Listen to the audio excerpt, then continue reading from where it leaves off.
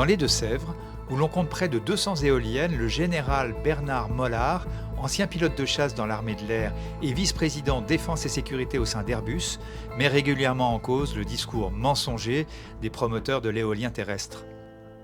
Et quand je travaillais pour le groupe Airbus dans la partie spatiale, le bureau stratégie et développement d'affaires proposait de s'investir dans l'industrie éolienne et de manière, je dirais, majoritaire.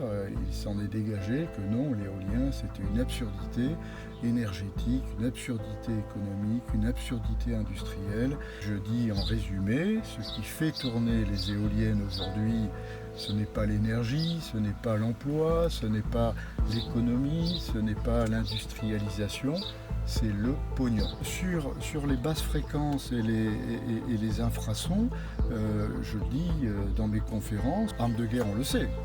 Ça, dans le monde militaire, on utilise ces systèmes pour diminuer la capacité du combattant. Mais ça veut dire que ça a un effet sur l'espèce humaine. Il y a beaucoup de fermiers qui déclarent avoir des problèmes avec leur bétail. Les vaches produisent moins de lait, la mortalité augmente. Mais ça n'a pas encore été scientifiquement prouvé. Agnès et Jean-Michel Aubertin sont éleveurs de bovins à Darmanne, en Haute-Marne. Leur fille Justine se lance dans la production de crème glacée. La famille a la peur au ventre pour cette nouvelle activité car, chez les Aubertin, c'est la 5e génération sur la ferme qui est en danger. Depuis que les éoliennes se sont installées, on a perdu 12 bêtes. Le vétérinaire, pour lui, il n'était pas convaincu qu'il y avait des ondes parce qu'ils ne sont pas encore assez ouverts là-dessus.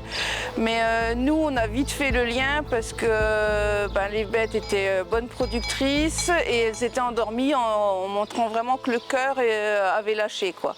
Dans l'exploitation, les éoliennes, c'est un peu une hantise pour l'avenir, sachant qu'il y a déjà beaucoup de pertes. On se demande comment que ça va évoluer encore. Et on les aime quand même, les animaux, donc les énergies renouvelables peuvent être compatibles avec l'exploitation, mais il faut changer leur méthode de faire.